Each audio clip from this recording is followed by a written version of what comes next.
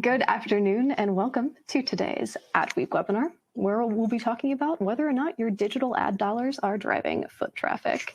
Today's webinar is sponsored by GroundTruth. I'm Danielle Moore, Senior Manager here with Adweek's Content Studio, and I will be your host today. Before we get started, I want to take a minute to make sure everyone knows what to expect from today's event. The actual presentation should go somewhere in the 30 to 35 minute range for our panel discussion today, after which we'll have time for audience Q&A. So if at any point you have a question for one of our panelists, just use that Q&A tool right beneath the video window on your screen, and we will get to as many questions as we can at the end of the presentation here. Also, it's definitely not too late to invite your colleagues to join us at today's webinar. About 15 minutes ago, you should have received a final reminder email from us, and in there you can find a link to the registration page that you can share with your colleagues. Still plenty of time for them to join us live today, but do know that if they can't, today's webinar is being recorded and they can always catch that on-demand version. And in fact, the recording will be available to all registrants. We'll send out a link to that later today when it's live around 3:30 Eastern, so keep an eye out for that. As always, if you enjoyed today's webinar, definitely check out the full Adweek webinars calendar at adweek.com/webinars, which is also linked below, as well as in that event resources area, you can find a link to Adweek's resource library. We're adding new guides, white papers, and other content regularly. We also have a guide in there from GroundTruth, so if you're looking to explore this topic more in depth, be sure to check that out. Now, I want to introduce you to today's speakers. We're very, very excited to be joined by Brad Haley, CMO at Dave's Hot Chicken. Brad is responsible for all aspects of marketing, advertising, guest insight, and PR for the almost 200-unit QSR chain. We're also pleased to be joined by Greg Spiegel, SVP of Strategic Planning and Analytics at Source. Greg is an accomplished senior executive with a proven track record of developing and implementing effective strategies to drive positive results for his clients. And we're pleased to welcome George Ellis, owner and creative director at Bandolier Media. George co-owns Bandolier Media, whose clients include TikTok, Roto-Rooter, and Pabst. He's done a little bit of everything in his 20 years in the creative industry, from writing taglines and naming products to creating viral social media properties.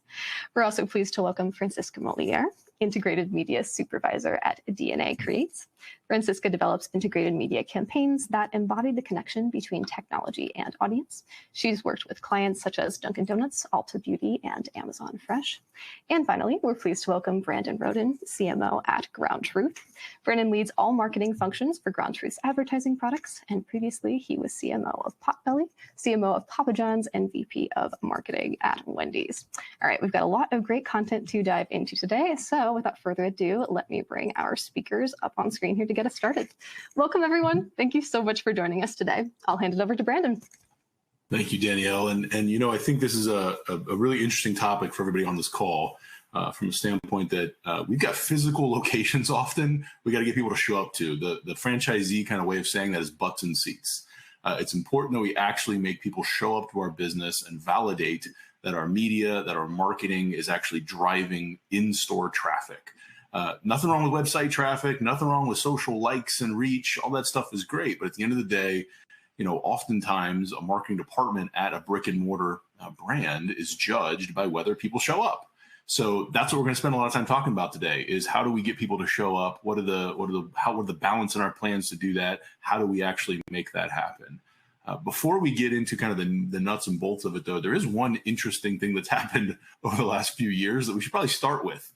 Because it was a huge disruption in the ability to actually drive traffic, and that's the pandemic. So let's spend a minute talking about what you experienced during the pandemic, how it affected, how you thought about foot traffic, how you drove foot traffic. How did it sort of change the market for a marketer looking to drive people into a physical brick and mortar location? So maybe if you don't mind, we'll start with you, Francisca. Just talk a little bit about your experience in the pandemic and how it affected driving people to folks like Ulta and Dunkin' and other places.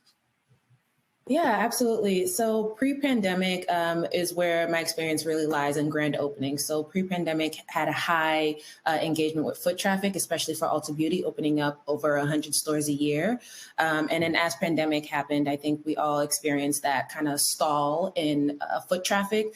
So post-pandemic, I would say, we're seeing that ramp back up. However, now we have technology like Just Walk Out for Amazon Fresh, where you can just kind of go in and just grab your things. Or we have Uber Eats or apps like that actually kind of shifted foot traffic for brands as well. So pre-pandemic, grand openings were had high levels of foot traffic. Post-pandemic, we're still trying to find what that new normal looks like. Maybe we're in that new normal right now, but definitely seeing some shifts there. Yeah, makes sense. Brad, you obviously on the restaurant side, we had a big moment when the pandemic hit. Talk about your experience there and how you had to change your thinking in pandemic and post-pandemic. Sure. Well, at the time I was with IHOP, and as you may or may not know, breakfast brands were impacted the most by COVID. I think it was the easiest meal to replace by picking up something at the grocery store and getting some coffee. So that the brand, it was a big transition for the brand, had to pivot very quickly from an in-store kind of experience-based, I guess, guest experience, and to suddenly one where it was largely or exclusively, other than pickup, a third-party delivery kind of a system. And the brand was involved in third-party, but obviously had to pivot very quickly and make it kind of the primary destination for our brand. So that was fortunately the brand found its way through that, and it's doing very well now. Dave's Dave's Hot Chicken, where I am now, we weren't.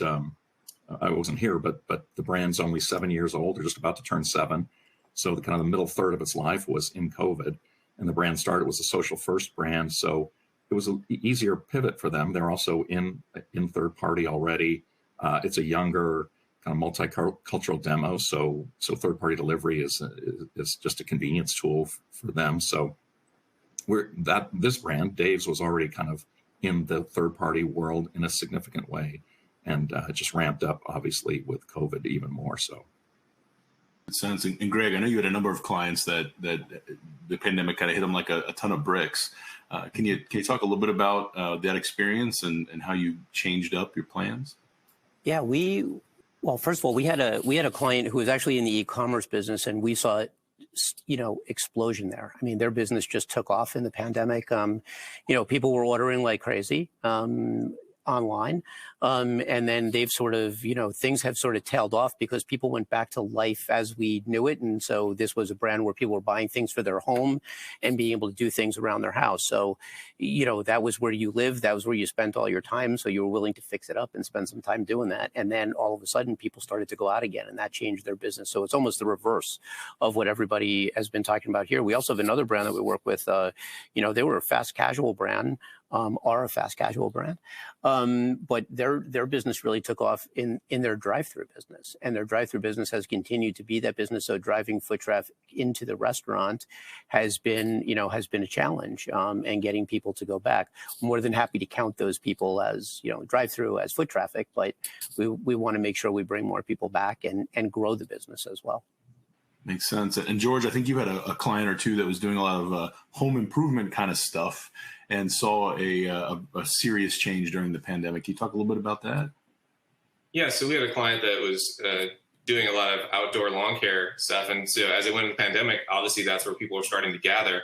So there was a lot of work, and it almost seemed like one of those times where anything we tried as a brand, as an agency, was working because it just, people were buying that product. And then there was the reality and the shift of, once things open back up, how do we get that business back? And I think it's interesting for driving, foot traffic. One thing I'd like to see more creatively is people showing and brands showing what the in-store experience is like now, and taking note of that as opposed to what maybe it was before. So how can we show that with creators or with content and ads of what the experience you're going to get when you go back and what your in-store would be? That's good. And I think that was a good setup from a standpoint of kind of defining what we mean by driving traffic, because it's really different depending on your circumstance, depending on your type of business. Traffic could be third-party delivery that actually is at home, but you're still trying to cause that to occur. Or maybe it's brick and mortar. People are trying to show up to your actual location, or maybe you need people to show up to your house to work on your stuff in your lawn. But at the end of the day, you're counting kind of a visit, like a physical traffic-related transaction. And speaking of that specifically, I want to talk a little bit about how you think about a marketing strategy focused on traffic versus focused on some other metric, maybe check driving or a brand perception shift or whatever. I want to talk about how do you actually build a marketing plan around traffic. And I'd like to start with you, Brad, if I could, just because the lines around the door at Dave's Hot Chicken now are pretty epic. So you probably have something to say about that. Sure. Well, it's been a very fortunate situation to be working for Dave's because, as I said, they're a social first brand. We can still post on Instagram and TikTok, and when we have a new restaurant opening and get lines out the door. But that's just a piece of the media pie, if you will. We're as you know, we're in connected TV and OTT now as well. And because the brand started on social, and if you look at the kind of brand love we get on our social channels, you'll see that it's all authentic stuff. If you buy it, our guests who are again these younger multicultural males primarily, they have finely tuned bullshit meters, so they can tell if something's authentic or not pretty darn accurately. So what we've done is take that those social posts and put them into a connected TV, just cut them into an ad that runs on connected TV and OTT. So those are the primary channels we use to drive traffic. And the brand's still new enough that we're still building the upper funnel. So kind of building traffic and awareness. We start at the top of the funnel, and people fall through because the food's so good, it just keeps bringing it back. So that's primarily how we drive traffic. But it's really at this point through still awareness driving ends up getting people in the door.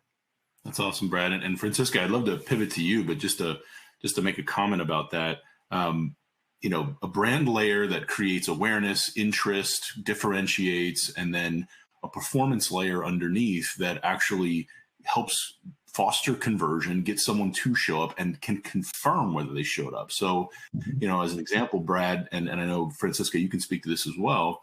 The reason we work together, GroundTruth and you guys, is because we have the ability with CTV, with mobile, with these other platforms to target someone based on their likelihood to visit and then actually measure whether they visit. So that brand layer gets interest, and then that performance layer with CTV, OTT, mobile, desktop, whatever the appropriate mediums are for your platform, your brand, can then foster the conversion and measure whether the conversion actually happened. So just to quickly answer one of the questions at the start of this webinar, the reason for this webinar, if you can confirm the traffic is actually showing up tied to that media, that's a huge breakthrough. And that's what we do at GroundTruth. And I think you've done that for Ulta and others, Francisca, if you don't mind talking about that. Yes, absolutely. I think the main word here would be omni-channel. I think a marketing strategy should be omni-channel if you're trying to drive foot traffic to the store in order to capture everyone at that consumer journey. So yes, the awareness, having messaging that drives engagement. We know that brand awareness drives that storytelling feel, building trust with your audience. So you want to have that at that top funnel, and then having that actionable messaging, whether it's incentivizing them to come in to, redeem a coupon or come in for a sale. Those are the layers that would be implemented in a strategy to drive foot traffic. So definitely starting off with that awareness, storytelling, building that trust, and then driving it home with some actionable messaging. That's great. And I'd love, George, you to talk a little about that top layer and how you guys help build in the bottom layers for your clients. Because I do think what often is missed is, a media plan that just pays attention to performance and just the bottom of the funnel, or a media plan that only pays attention to the top and it's all awareness all the time, doesn't tend to actually pull people through the funnel, get a transaction, get future transactions, tends to fall apart a bit. But George, talk a little bit about, if you would, how you guys, as an agency that's been lauded by Ad Age and Adweek and everybody else, how do you think about building a creative plan for a brand that actually wants to see traffic? Yeah, I think a little bit starts with what Francisca said, which is, the top layer is the awareness. And sometimes with that, you only get one or two shots at it because you have to be very consistent with your storytelling. I think what people miss, or what excites us, is when you get to the performance layer, you can do a lot of creative trying and creative testing, and it doesn't have to be one thing. I think it depends on what's working. So you can try, like Brad was saying, you can put social in there and see how that does. That does a great job for a lot of the brands we work with. But you can also do things that are driving the store deals. But it's more, to me, the opportunity is to get a little more creative and test new things. And I think sometimes the inclination is performance to be, well, we need to just drive foot traffic with a deal or with a thing. It's like, no, that's actually a chance to try different stuff and then determine what's working. And I think if you're only trying one thing and it seems like it's working against a benchmark, maybe you could be doing better if you were actually being more creative and trying different stuff. So for me, it's all about an opportunity to test and do different creative. Figure out what's actually getting you to the real business result you're desiring versus just, everyone in the office is laughing at the ad or whatever, even though that could lead to people showing up. You hope that's what's happening when you do the awareness stuff. And obviously there's testing you can do, but on the performance layer, it's to your point, you can see results and then you can pivot off that and you can build off that. And I think that's what's exciting creatively. Makes good sense. And Greg, if you don't mind weighing in here, I know you work with a lot of clients through GroundTruth to build that performance layer on top of the awareness layer that typically you or creative partners you work with create, and ultimately measure whether that traffic comes through. Can you talk about how you think about building these plans and ultimately driving through to a visit in a store as an example? Yeah, and I would also say that in addition to that, we do a lot of sports marketing, which gets viewed as, only brand and only top of funnel. But the reality is that through activations and trigger promotions and all that kind of stuff, you can sort of bridge that gap between the top and the bottom of the funnel and really create some exciting things. And, again, I think to everybody's point, but George, to your point, you can get some amazing creative out of that from customer experiences with the brand, as part of the trigger promotion or as part of the activation, and be able to weave that in and out through everything. But I think, and that's really what we try to do, is we're looking at where the brand starts, right? And getting that awareness and getting those people into the funnel, and then ultimately getting that visit and ultimately being able to really measure that visit, right? To the point that you were asking before, but being able to measure the visit and tie that back to what the brand is actually seeing, right? Because if we just go in and we just say we got X number of store visits, that's a piece of the equation. The next piece of the equation is making sure that correlates to what they're seeing in traffic. Because ultimately we want to see growth in that traffic, and whether that comes from existing customers or, lapsed customers who have just come back or new customers, doesn't matter. A visit is a visit. And as long as they come in and we get a transaction from them, we'd like to see a blend of it. But that's ultimately what we're trying to do with sort of meeting what everybody has said, right? And sort of filling that gap in the middle and pulling them through the funnel. Makes good sense. And I know that's not Q&A time, but there is a question that just popped up that I think we can round this question out with nicely. Question was, if you already have high awareness, like 90% plus, what are the recommendations to drive traffic? And I know, Brad, you've run into that in several of your brands. I did at Wendy's, certainly, where, you're ubiquitous as a brand. Everyone realizes you exist. I did find, and I'd love to hear your feedback on this, Brad, especially with brands like IHOP and Hardee's and Carl's that are very well known. I found that the top of the funnel was all about differentiation then, not awareness, but about actually being known for something interesting and that pushes people away from other things in the category and towards you. And then I do think most brands with really high awareness are garbage at the performance component. They're just not good at, I'm not saying all your brands I'm sure have been great, so I'm not knocking you, but they're usually really good at the storytelling because they've been doing it for so long. If you have 90% awareness, odds are your brand's been around. You're a brand that everyone can just, off the top of their head know their products, but actually getting someone with measurable media like CTD, like OTV, like mobile, like all these components, in some cases social, that can track a visit, and then double downing, like you said, George, on what's working, what's actually driving those transactions versus just always playing the awareness game and only the awareness game. But I'd love your thoughts on a brand with high awareness. What do you do to drive traffic?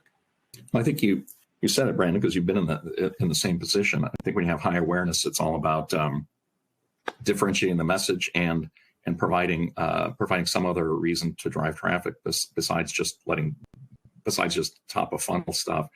So at Carl's Jr. and Hardee's as well, we had obviously interesting differentiating creative for a lot of the years I was there, and relied on new products, frankly, to drive brand had high awareness.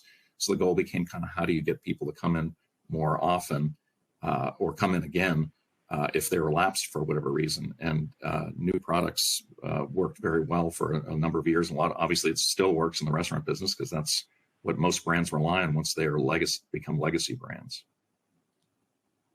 One thing I would just add to that, and I think it ties into what you said, Brad, is as the brand, I think give your marketing team and give your agency something to work with. It could just be a new product. It could be a reason to come in store. It could be some LTO thing that's happening. But as long as you're giving the creative team something new to say, I think then they can find, especially with social, so many different ways to say it. A creator can go check it out. You can do new ads around it. I think it's just having something new and different. And it doesn't always have to be a deal. It can just be, you start the chicken wars or something, whatever it is, I completely agree with that, because then it can lean into audience segmentation as well. So we can then build out the persona even more. So now that we know that we have this great awareness, who are these people behaviorally, contextually, and then it could even happen with that messaging as well. Like, that's something to work with.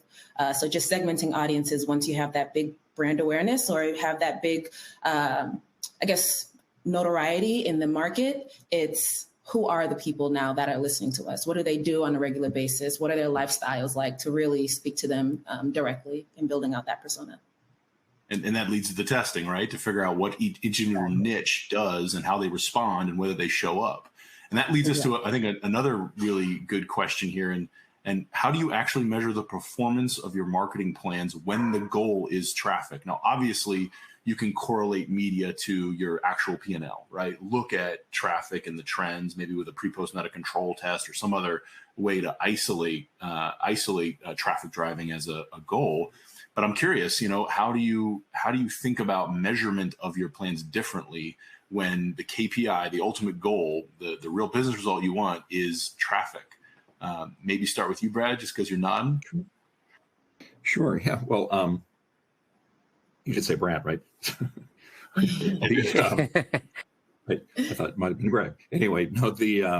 I'd say that there's a couple of things there. One is what GroundTruth provides is the ability to track viewers of the creative and through your geofencing technology, be able to determine if those people that were exposed actually made it into the restaurant, and the ability to also just target people that are driving by the restaurant in some cases, depending upon the ad itself. So we can see what happens when people are exposed and they find their way to the restaurant thanks to the data you provide. We also have a customer data platform partner who helps us with to determine kind of through credit card, obviously just tokenized credit card information, to see if we're getting new guests, and where they are in the funnel, whether they're onboarding, re-onboarding, or whatever. So I think those are the two primary ways we determine attribution through the media spend. Makes good sense. Yeah, I would just say that I think that what also happens, especially through GroundTruth, is that that one-to-one allocation of the visit, as opposed to potentially a projected number. We've been through a number of those studies where we've projected, and of course the rub always, and Brandon, we've talked a lot about P&Ls and how it hits the P&L, and when you get a report that says we projected that you saw this kind of lift, and therefore your traffic went up X, right? We've seen double-digit traffic lift in those studies, and we're looking at our actual traffic and we're going, but we're down. So I mean, there's good to know that the correlation is that the advertising is working and it's helping to bring people, right? Versus, those exposed versus those not exposed. But at the end of the day, we really want that correlation to understand how many people are coming in and ultimately show that it's incremental traffic, and we're just not tagging the people who are just coming in, right? We want to be able to see growth from this. If we're spending money, we want to see the growth from that expenditure and not just count the people that are coming in. And I think that's the thing that we're always looking at, ways and better ways to fine tune that information as we have that conversation with our clients. Yeah, Francisca, I'd love to hear your view on this. I would just add, though, that the methodology is really important of how you're actually calculating whether people are coming in. And you mentioned, deterministic visits, using a geofence, using something that, has real data behind it versus some crazy projection. The joke is that there are some platforms, and, there's one that's a big search engine that takes credit for everything that you do ever in marketing. You have to be careful that you agree with the methodology, that it does align to what's happening in your business, that you're vetting that this is driving traffic that's incremental, that you're bringing in the right niches, the right audiences that you're seeking with your media dollars. But Francisca, do you have some thoughts on how to actually measure that traffic appropriately?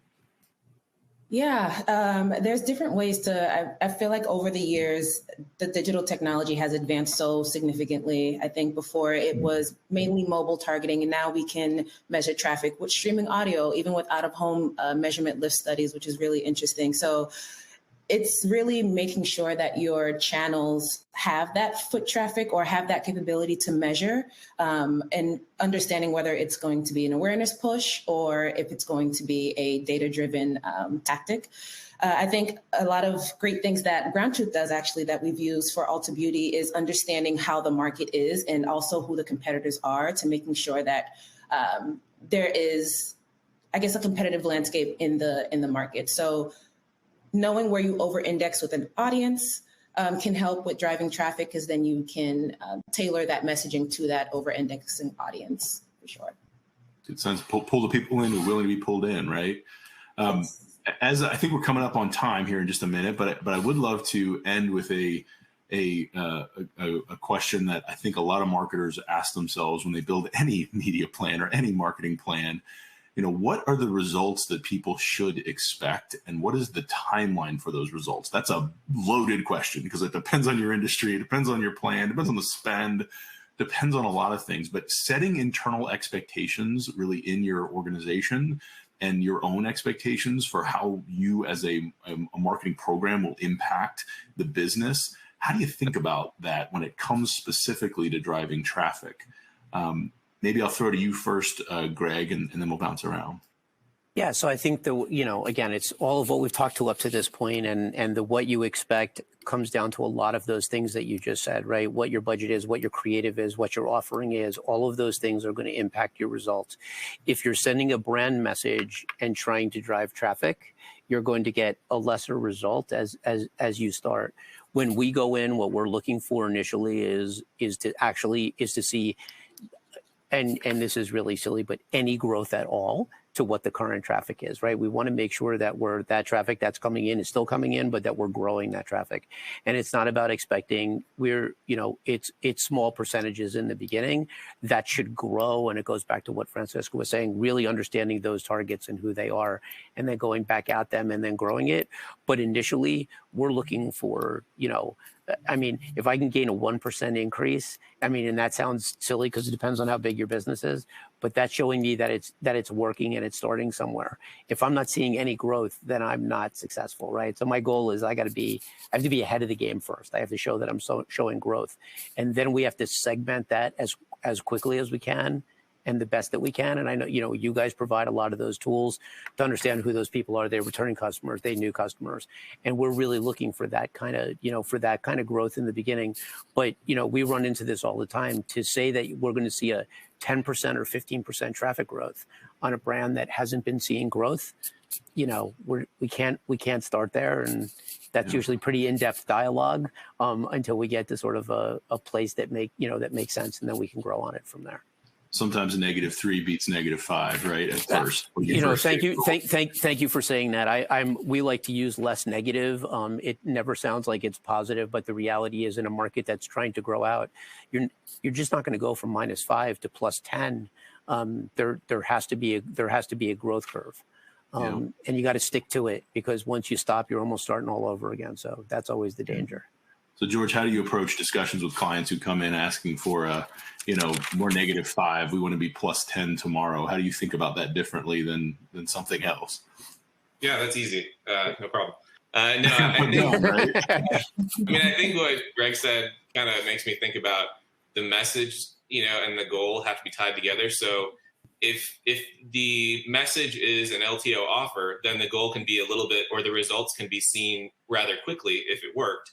If the message is something that we want to shift perceptions and shift consumer behavior over time, then that's a little harder to track. I think from a creative standpoint, the way I look at it is just, we need to make sure we're not doing things that are just awareness driven if the goal is to get people to go into store. And so I don't have the best answer for that. And I would actually put a question to the team of, isn't another way to test to do a regional test, or to do some other things that you can see measurable effects in one location and branch out to others, so there's other ways to do it. But Yeah, and I'd actually toss that to Francisco, because I'm sure you've had, locations that are sliding, and you need to fix the slide and measure when that, gives some expectation of when results can start to actually show up. But what's that feel like? What does that look like?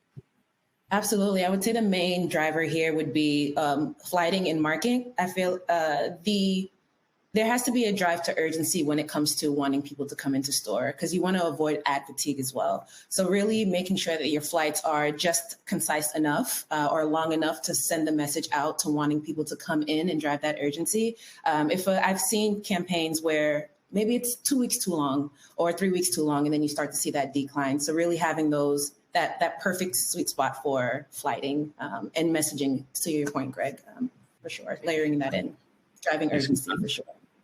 And passing to Brad, I know you've been in the situation I've been in with a brand that's sliding for a while, and then you have to fix the slide and then come back from that and then make it grow again. How do you think about setting expectations for timing and results when it comes to traffic growth? Yeah, well, as a wise analyst on my team once said, you got to get to flat before you get to positive. So that's usually the starting point. Yep. But I think the challenges both for, I guess, senior management and franchisees, since most restaurants are franchise concepts, they may have grown up with, or earlier in their careers, cut their teeth with the impact of cable television media. And that's something where, depending upon, again, the size of your budget and all that stuff, it can work in a matter of days. But now in a connected TV or OTT world, as you know, it's an on-demand kind of a situation, so it builds more gradually over time. So I think you have to set that expectation that it's not going to be a big hit and then a kind of a decay over the life of the event. It's something that it's almost always on strategy, because it's going to keep building for you. And then, of course, the other thing is what kind of a call to action you include in the message. If it's just awareness building, then you're not going to see as big an impact, or as immediate an impact, I should say. But if you put something that talks about a new product or an offer or something like that, then obviously that's something if it's a limited time offer in particular, will get people to react more quickly. So it's just, I think, letting people know that that's the plan and how it's going to roll out, I think is one of the key things. Yeah, set clear expectations of what the elements of the plan are while they're in play, why it's going to push people through that funnel, and how you're going to frankly measure whether it's working throughout, rather than just assume that we're running media so things should grow and must be someone else's fault besides marketing. That's just not, that doesn't fly in organizations. Totally right. I think we'll pivot to the questions at this point, because a lot of questions have come in. So I'll start throwing some questions out, if that's all right. Or Danielle, do you want to throw questions out? Yeah, absolutely. I could certainly be the voice of the audience here from the Adweek team. Thank you all so much for those insights, everyone. Such a great discussion. And I'm sure we're going to spur it even further with these questions here. We do have time to take a couple. We'll get to as many as we can over the next 5 to 10 minutes or so. To our audience members, please do know that if we don't get to your question today, we always make sure they get forwarded over to our speakers so they have the opportunity to possibly reply offline. Just a couple of other quick reminders from Adweek. Today's webinar has been recorded and will be available on demand later this afternoon. So keep an eye out for that link to the recording. We'll email that out later today. And if you would like a copy of the report I mentioned earlier from GroundTruth, it really tackles ROAS in depth. You can feel free to access that from the event resources area as well. So be sure to check all of that out. Now, let's jump into some of these audience questions here. So as you did a great job highlighting with the setup to this panel, and also as we were talking about, earlier on the pre-call, we really got into talking about how the world has transformed and shopper journeys have transformed because of the pandemic and this mix of, online, in-store ordering, foot traffic, all of that, those behaviors changing. So we have an audience member who's curious, when you're talking about conversions and how your ads are converting, are you tracking conversion both in-store and online? Has that changed, since the start of the pandemic? Walk us through that. Give us some insight there. And maybe I'll just start with the way that we think about it from a media platform standpoint, and then let's talk about it in the brands. A transaction is a transaction as far as we're concerned. It doesn't really matter the channel it goes through, but oftentimes media plans will prioritize a particular type of transaction. So a drive-through transaction is more profitable than a DoorDash transaction for a restaurant, as an example. Sometimes, retailers actually want pickup transactions versus in-store transactions because that's what they're staffed for. at that moment. So really depending on the goal of the retailer, the restaurant, the whatever, a transaction is a transaction, but if you prefer to have a particular transaction, then oftentimes the plan is built that way. Anyone else have some thoughts on that? Yeah, I think when we look at it, I think I would say the answer is, the simple answer is yes, we're looking at both, right? It's not your business grows based on your overall sales and your overall business. And so we ultimately have to look at both. But usually both tactically, creatively, budget, et cetera, are not created equal and are not necessarily don't all come from just one plan. There's usually different tactics that are used. So again, they do get pulled apart, but at the end of the day, when the CFO is looking at the results, right, they're looking at overall sales. It's our job to help to sort of dissect where the success is coming from.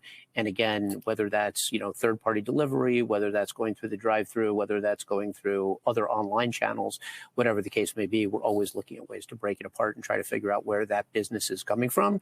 I wouldn't necessarily only call that traffic, but it's where's the revenue coming from, and then figure out how they're getting there is the way we'd look at it. Makes perfect sense. Thanks for those insights. So I think another feature of this conversation I really appreciated was some of the real talk regarding benchmarks and actual numbers, right? Greg, you made that point about 1% growth potentially being super impactful when you're talking about the size of the company. And Brad, you shared that amazing tidbit from your analyst in terms of getting out of negative growth and that being the right direction, right? So we have a question here about, benchmarks and how folks should be thinking about performance when they're actually doing pretty well. So what suggestions might you have for a brand who continues to exceed industry benchmarks for digital marketing tactics specifically? So in other words, things are looking pretty good with regards to the averages they'd expect in the industry. And how do you recommend setting a new brand standard? For someone in this position, how can they get to that next level? Any thoughts there? Yeah. I can take a stab at that, Danielle. It's obviously that there's a bit of a curse of being too successful, because especially if you're a publicly traded company, then a year from now you have to roll it over and you still have to show consistent same-store sales growth. But in my experience, if things are working, you kind of keep your foot on the gas pedal and ride it as long as you possibly can, because things can happen. COVID happens. Economic issues happen. World conflicts happen. So you don't know what the future will hold. So if things are working, then in my experience, you just keep your foot on the pedal and try to be more creative through insights about your guest and who's responding to your message and why it's working. So you can just do more of it next year. And if your sales are good in the restaurant space, you'll have a bigger budget next year. So that alone should help you kind of roll over how you did this year. I would make one comment about digital metrics specifically. And Brad, you are a great example because your social is off the charts, right? You're from just a pure look at the reach, the exposure, the interest, the engagement. It's crazy. We had the same experience at Wendy's where once it started to work, we got tons of attention in that space. But I would say it's really hard to correlate a lot of that stuff, the broad stuff, the you're cool kind of factor to sales. Right. So having that performance layer underneath with media partners that you can actually measure if someone's showing up, measure if the right people are showing up, to your point, Francisca, if the right audiences that you want to acquire for your business, like if you're trying to go younger, if you're trying to go a different demo, if you're trying to pull someone in, not having that performance layer in play is a huge detriment because you're kind of blind to what really is driving a transaction. So everybody wants to be cool. Everybody wants all that reach, and it certainly helps. But having the performance layer underneath is very eye-opening on what's working and how it's working, and lets you iterate on messaging, iterate on mediums. All kinds of fun stuff can happen in marketing when you have transparency. I think there's a quick thing I wanted to add that GroundTruth does really well is understanding the foot traffic of the area as well, because there are times where you can be in an area where it has habitual foot traffic or high foot traffic, and that can be what's moving the benchmark further up, depending on if it's an urban area. So just really understanding the foot traffic of competitors and the plaza that you're in, just having that, I think you would call it blueprint foot traffic, or understanding the blueprint of the area is super important as well. I was just going to say quickly that the other thing to think about is a benchmark is just a benchmark. And so you have to confirm if you're exceeding all those things you're trying to do, it's not that you're not trying hard enough, but it might be worth testing and trying more things to see what doesn't work so that you can confirm what you're doing is, quote, working as well as it could be, or it's easy to sit back and think that things are going well when in reality you could be a few percent better, or there could be more engagement, there could be more foot traffic. So I think that's why, to me, creatively, it's exciting to always be testing, because you'll find some things that won't work, but then you might find something that's better than where you were that you wouldn't have got if you said, well, just keep running it, keep doing the thing. Yeah. So I just add one last thing from the sort of analytic side of my brain and my job is that there's still a very fine line between analytics and benchmarks of media, KPIs versus your business KPIs, and making sure that you're looking at both all the time and that you're bridging those two together and you're trying to find out where they meet up is really critical. Because if you get too hung up on only trying to drive the media metric, you might be missing the sales because you're trying to drive. Sometimes things have to be a little bit more expensive than you would like them to be, but it can drive a better result. And I just think that it's tough because you got a lot of people that you have to answer questions to, but I just think that there's a fine line between those two things. I think you're right, Greg. The goal is not the cheapest CPM. The goal is traffic. So that might mean you need to spend a little more on the right audience to drive in that traffic that actually is converting to traffic. Yeah. So that's, I think, a great way to end that question. Yeah, amazing. Thank you all so much for this. That's many different dimensions addressed there. I appreciate all of that. I want to switch gears a little bit and talk about retention. So we have a question here. What do you do with that foot traffic after you acquire it in order to retain it and or drive future traffic? Any thoughts there? Well, I'll take a first stab at that, Danielle. And it's, I guess that's when it's everything. At that point, the kind of one of the conventional wisdom things in the restaurant industry is marketing gets people in the door and ops gets them to come back. But the food has to deliver, the experience has to deliver, and that includes service and facility. And at Dave's, one of the things we've done, we were started by three guys who collected $900, all of their money, and started a East Hollywood pop-up in a parking lot.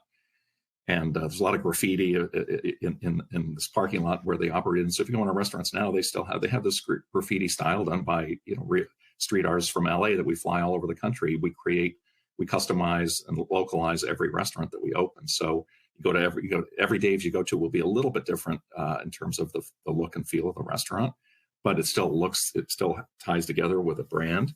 And that's a big part of, we talked earlier, I think, about getting people to come back to restaurants. And we think that kind of that physical space does a lot of the heavy lifting for us too. But I think once you get them in the door, it's service, it's food, it's experience, and it's atmosphere. Those are the three things or four things that get folks to come back again and keep coming back. And I would just add, from a marketing perspective, that's where your owned media pays the biggest dividend of anything that you can have, right? Your loyalty programs, making sure that you get them, you capture their email address, you capture their cell number, you're emailing and you're texting, and you're using all that data and all that information on personas to give them something back that they want, to get them back for that additional visit. So, they not only do they have to have a great experience, which I think is all of us would believe that, right? That's even in our own lives, just what we go do on a regular basis. You want that, but then reach out to them through that owned media, which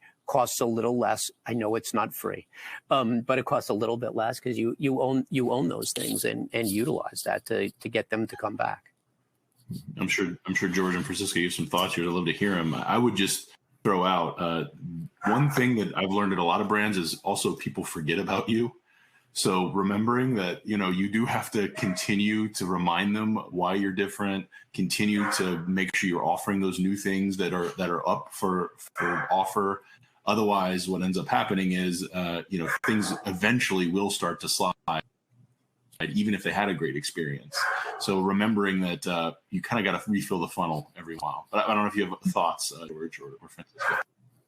I was just going to say, I think that's where having a pretty robust social presence comes into play and can help you. So, if someone has a great in-store, in-location experience, if your social is active and they want to participate, then you might get something from them. So it actually might work the other way, where you're trying to get them to talk about the experience or share the experience. And I think that's a pretty powerful way. Then you can take those potentially, maybe Brad has done this, and turn those into other ads for other people to come in. So I do think having that social first mindset, at least when you've got someone and they've come in, how can we then get them to be an ambassador, or even just share that they were there or do something? I think that's important.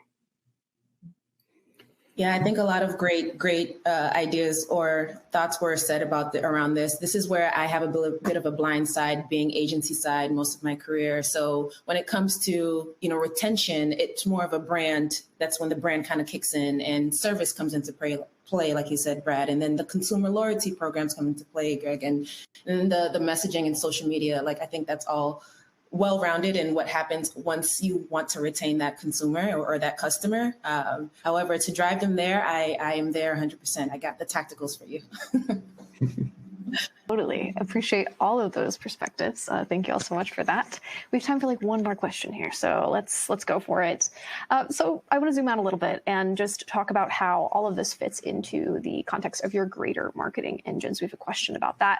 So the question is, how do you leverage foot traffic and in-store visitors in your greater marketing engines? How else is this propelling, your overall marketing plans? How else are you utilizing these insights, this data?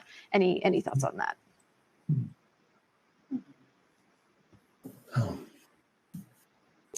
Let's see, there's a lot there. There's a lot to unpack there. I think I guess I'll come back to where we started. For us, knowing who our guests are is key, and knowing how often they're coming back, knowing whether they're new, onboarding, re-onboarding, lapsed, is key. But ultimately it comes down to what a lot of the information that we can get from GroundTruth in terms of who's exposed to an ad, and do they actually come to the restaurant? How many times they have to be exposed to an ad before they come to the restaurant? And then once we have that kind of those performance metrics, then that leads into that feeds back into the overall marketing plan. So we know what to prioritize. You can prioritize what's working the best. Now, I think the age-old battle is always how do you balance brand versus performance? And to me, the brand is the message, and performance is just the way to look at which mediums perform the best for you in terms of driving that traffic. So, but you need the information, and that's where we rely on GroundTruth for a lot of that information. I was just going to say, I think also it can depend on what that foot traffic and what those visitors are doing. If they're all doing a certain thing when they're in store, if they're buying a certain product or they're reacting a certain way, that insight can be something, it's not just the insights you get from doing testing. People actually at the store, what they're doing, you can find that and mine that for the messaging you want to take out. So if you find everyone's buying a certain type of wing, you might want to talk about that or do interesting things, as opposed to if they're all over the place buying different things. I think media consumption also is a key factor too. Knowing that we can capture foot traffic through different mediums, whether that's out of home or out of home with studies, CTV, audio, or mobile retargeting, just really understanding the media consumption in that market and then allocating dollars there. That's a way to really, I guess, funnel foot traffic or funnel high metrics. Yeah, and I think for us, it's also looking at not just the who's coming into our store. It's one thing to see what they're doing, but what else are they doing, right? Where else can we reach them because they have certain habits, right? George, back to your point, like what are they doing? Where does their day start? What is it that they do first? Not just about when they're in your location or a competitor's location, but what is their customer journey look like during the day? And there's a lot of that information that we're able to get from GroundTruth on, these are the people that came into your store, and here's all the other things that they're doing. So it just helps your targeting get better. And the more we learn about, the more we learn about those people and those personas, the better we can target them and the better result that we get. And goes back to what Brad says. It's, how much can we cut down the number of times that we have to reach them with the message in order to get them to come in? Because then we can get more people if we can cut that number down. But that's, and be more efficient in the end. So those are the kind of things that we look at. Very well put. I think that is the perfect note to wrap us up on. Unfortunately, that is all the time we have for questions today. I'd like to thank our panelists as well as our sponsor, GroundTruth. Some final reminders here from Adweek. Make sure you grab that guide from the Event Resources tab and check your email for a link to the on-demand recording, which will be available later today. As always, if you enjoyed today's webinar, be sure to check out the Adweek webinars calendar to learn more about our upcoming events at adweek.com/webinars. Again, a huge thank you to our panelists today for taking the time to be with us live and for letting us pick your brain during this Q&A session. Thank you to our audience for joining us live. And as always, we look forward to seeing everyone at an upcoming Adweek webinar. Thank you all. Thanks, everybody.